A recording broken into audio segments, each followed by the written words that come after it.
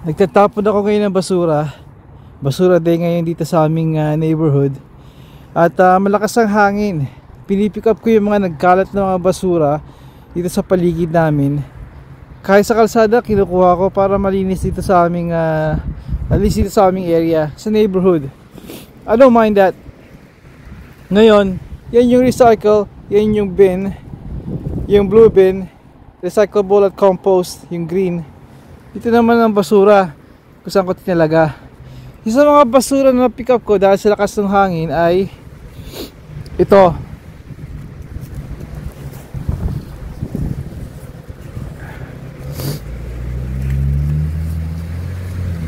Kala nalipad eh.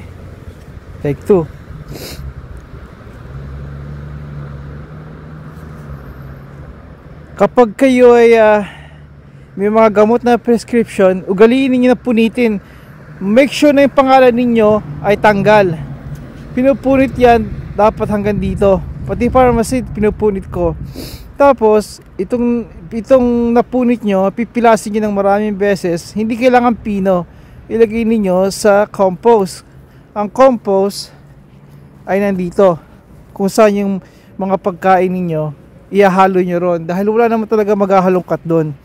Unless na sikat kayong tao or importante kayo at araw-araw mga paparazzi ay binubuksan ng mga basura. Bakit? Dahil nandito yung informasyon ninyo. Dito na i-blur ko. Narito ang mga informasyon ng may-ari nitong prescription. Ngayon kilala ko na siya, ang pangalan niya, at isa ito sa mga bagong nangungupahan sa neighborhood dito. At alam ko na may problema siya sa itong kanyang gamot. Now, naniniwala ko sa privacy ng bawat tao, kaya ugaliin na kailangan talaga na hanggat maaari sa panahon ngayon na na-search ka rin sa internet at even yung full name ninyo ayun yung nandyan nakabalandra sa neighborhood, i-clear nyo to. Katulad na sabi ko, pilasin ninyo sa mismong kalakip ng box ng gamot ninyo. Ngayon, pagka off ko nitong camera, pipilasin ko ng ilang beses at ilalagay ko na lamang siya dito sa basura paghihiwalayin ko. Okay kaibigan, nyo lang ang payo ko at sana'y makapagdulot ng ideya ito sa inyo at ibahagi ninyo sa mga kakilala ninyo. Kaibigan, hanggang sa muli. Padayon.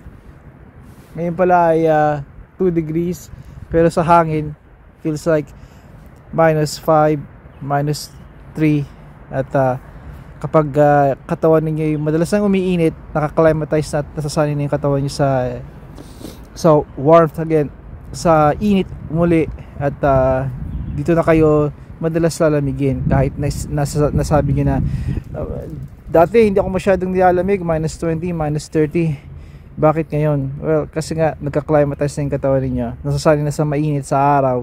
Tapos pag biglang bumagsak ang temperature kahit 5 degrees lang na may kasamang hangin, minsan basa, tulad dito sa Ontario madalas basa ngayon dahil sa pagbabago ng klima, ay yun ang mararanasan niyo. Natural lang yun unless lagi kayo nasa labas at katulad ko.